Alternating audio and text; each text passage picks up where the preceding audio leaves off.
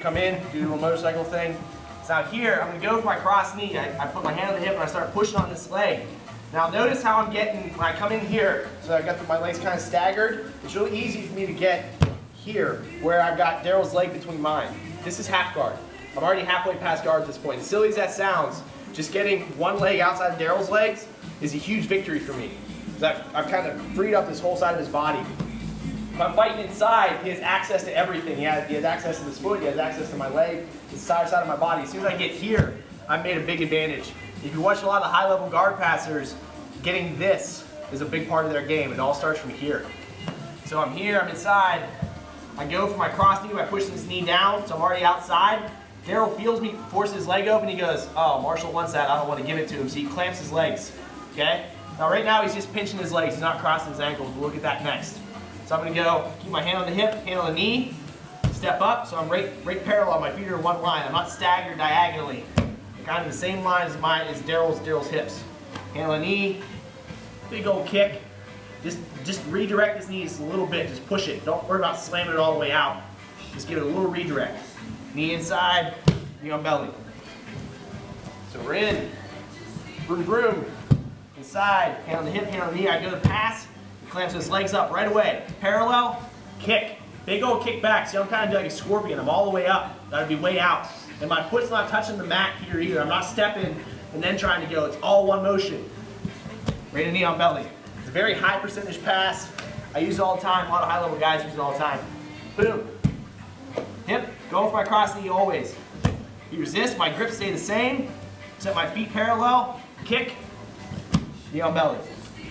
Okay? Just work on that balance, guys. If your balance feels bad, play with the placement of that second foot. That's where you're probably gonna have the problems. Keep the hand on the hip if you can. Vroom vroom, I'm inside. Hip, knee, go for my cross knee. Daryl pinches his legs together, and this time he crosses his ankles, okay? So the trick here is you're not gonna go and go, oh, he has his ankles crossed. I'm gonna do this pass, okay? You have to learn to feel it, okay? So the way you're gonna feel that is when I come in, vroom vroom, hip, knee. So I go to do this pass, I pinch his legs together. I post my foot here, and I go to kick, and it just sticks, okay? So as soon as I feel that, I post my foot on the mat, both hands, I'm kind of doing like a, I don't know, like a bullfighter kind of thing. We go here, ole, yeah. So I'm push these knees down, cross knee out. Right out of this, real fast. Very high percentage pass, very effective, very powerful. Vroom vroom, I'm inside. So I go cross knee, it's not there. I go to kick, it's not there. And immediately I'm gonna push.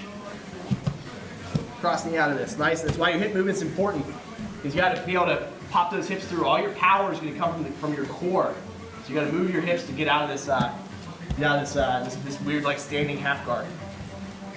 Vroom vroom. Hip, knee, I got a kick, it's not there, just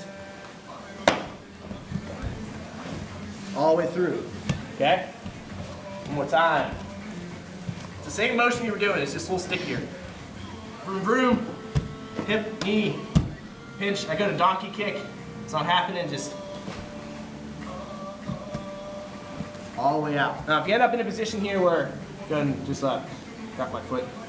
Your foot ends up stuck, okay? Don't panic, just take your foot, push it off, okay? At that point, you have nothing there to really hang on your legs. It's just it's a desperation thing. So just peel those fingers off the cliff and watch them fall. All right? What's up, Dave? Okay, if you feel he's got his ankles locked, can you, does that donkey kick help loosen up for you to drop your knee? That's a great question, and yes, it does. Because what it does, go ahead. Do you see where his knees are? They're kind of in front of my knee. Okay. Right now. So if I go for this kick, it extends his legs out, away from his body. Because he wants to hang on to my leg, he knows this is bad news. So if we're here, right now I can't get through this. There's too much meat in my way. So I can go here, his legs follow me. Now they're way behind me. Does that make sense? So I go from having Daryl here to getting him extended. It's that posture idea we always come back to. I'm super strong here. As soon as I start getting extended, I'm in worse and worse trouble. Same way with my legs. My legs are really strong. In here, nice and tight. As soon as my legs start getting away from my body, this is what we're trying to do with that first kick. Okay. So you're better off doing that donkey kick. Always try it. Always try it. Yeah. Always go for it. Because as soon as you don't feel it, it's gonna be it's like a pendulum. As soon as it goes one way, it's back the other. So I'm just going. I want to go back. It's not there, and I know I can go forward. So it's just doop doop doop doop doop doop. And sometimes you get and the other thing with a couple, you'll go back. You'll start going forward, and Daryl will suck those knees to his chest real fast. Pass it out. You just keep back and forth, back and forth, back and forth. You get resistance one way, go the other way. Get resistance there, go back the other way. Eventually you'll find a move. Good question. Anything else?